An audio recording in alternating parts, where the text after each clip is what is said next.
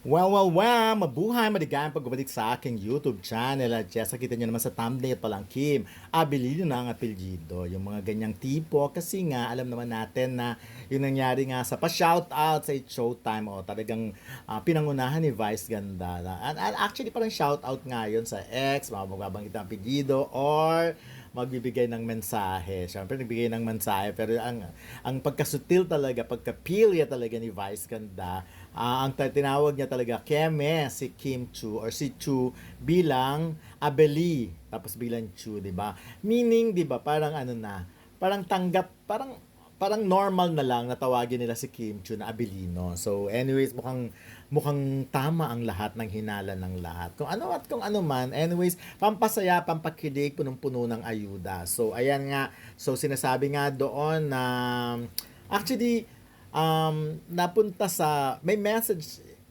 yung tungkol sa message sa X, sa shoutout sa X, yung yung unang nag-viral. Pero eventually, marami kasi ang nakapansin dun sa Aveli.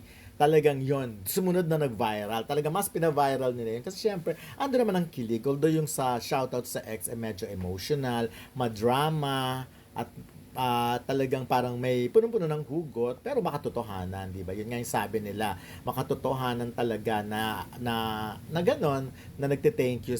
Malinaw naman ang sinabi ni di ba? Ni Kim Chiu, sabi niya ganyan, hindi kita pinagsisihan, pero hindi na kita babalikan. Dahil may mga alaalang dapat, alaala na lang, salamat. So, pero hindi ganun pagkaka-deliver ni Kim Chiu. Medyo mabagal at sabi niya, hindi kita pinagsisihan, pero hindi na kita babalikan. Dahil may mga alaalang dapat alaala na lang. Salamat. Parang ganun, di ba? Medyo mabagal. So, sa face na yon, bagamat nakangiti si Kim Chu, parang malinaw yung mensahe niya talaga. No? Talagang seryoso yung mensahe niya. Which is, matagal-tagal na rin naman, 'di ba? Yung ang hiwalayan nila. So, normal na talaga. Mas maganda na yung ganyan na kaya mo ng pag-usapan, na hindi na mabigat sa puso mo, yung makakapagbigay kapag shoutout ka na. Pero ang tanong nga lang doon, sandali, sino bang ex ang tinutukoy? Kung yung present ba yung dating ex na sikat din? So, that actually mga sikat naman na naging jowa niya. So, either si ano ba, si Gerald Anderson ba or si Sian Lim? Kung si Gerald Anderson, parang okay na sila talaga as hindi man sila magkaibigan pero kaya nilang magbatian, kaya nga magbeso, yung magtinginan, yung ganyan. Okay na yun. Magkasalubong man sila sa hallway ng ABS-CBN, carry nila yung mga ganun. Ang alam nating hindi pa talaga nagko-cruise ang landas or nagkikita, yung talagang pwede mo sila makita in one place na nag-uusap, si Sian Lim tsaka si Kim Chu. So, more or less ako para kay Kim Chu, kay Sian Lim yun. Pero syempre, um, na-generalize na lang lahat. Parang kasi di ba may mga ibang grupo kasi na gustong mag-comeback ang Kim Herald, sina Kim at Gerald. Kaya lang nga, marami din kumukontra. Sabi na, hindi yon mangyayari sa panahon ngayon. Dapat ang Kim Chu and Paolo Avellino lang ang may project. Or Kim Pao. Yung mga ganong tipo, di ba? So, pinaging issue yung recent nung a few months ago, di ba? Pinag-uusapan natin yung tungkol dyan. So, this time, I guess, parang no, parang okay na rin naman kung wag na talaga. Habang may mga producers talaga na may nagpo-produce talaga for Kim Chiu and Paolo Abilino, basta samantalayan ng pagkakataon. Katulad nga yung A Perfect Marriage, di ba?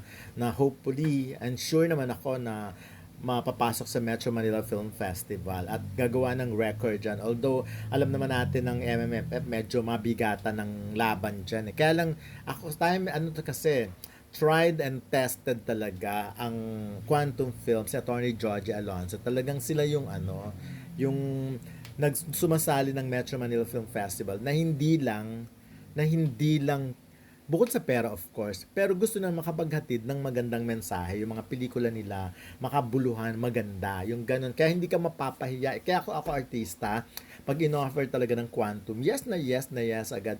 Nag-start sila sa mga maliliit noon di ba? So, ang dami na. Tsaka nakita naman natin ang track record nila, di ba? Na lahat ng mga binigyan nila ng pelikula, usually nag-uwi ng trophy. sa ano gabi ng parangal ng MMFF. So why not, 'di ba? Sana mangyari 'yon talaga. Hopefully mangyari 'yon kina Kim Chiu and Paolo Avellino. Sabay silang manalo siguro pag ganun talagang marami ang magpe-fiesta, marami ang magpapalitsyon at hindi ko alam kung paano magse-celebrate ng New Year kasi usually mga December 27 ang ang awards night. So I'm sure maraming gatherings, magkakaroon ng maraming gathering ang Kim Pao. Actually, marami rin namang gathering kahit na ngayon pa lang may mga nagpaplano na talaga na nag-invite tayo, ini-invite kami na umattend sa kanilang gathering after ng black screening. They want na makita nga kami and which is why not, 'di ba? Kaya lang kasi December talaga and very busy rin ng mga tao. Napakaraming trabaho. Anyways, for now, mag-enjoy na muna tayo sa mga paandar ni Vice Ganda. Yung Aveli, yun, yung ganon na imbis na true, diba? So, bonggang-bongga. I'm sure ngayon pa lang abot tenga na ang ngiti. Katulad ni Kim Chiu, abot tenga na rin ang ngiti ng mga kaibigan natin abroad, of course. Ayan, halimbawa dito sa Pilipinas, sila Sister Daddy Chua. And of course, yan sila Nida. Madam Nida, of course, sila Madam Amor, iba kasi ay magpabanggit ng tunay na pangalan eh. But anyways, ako, yan si, of course, sila Madam Cecil Baclay, Jocelyn Macani, ang dami, sa totoo lang.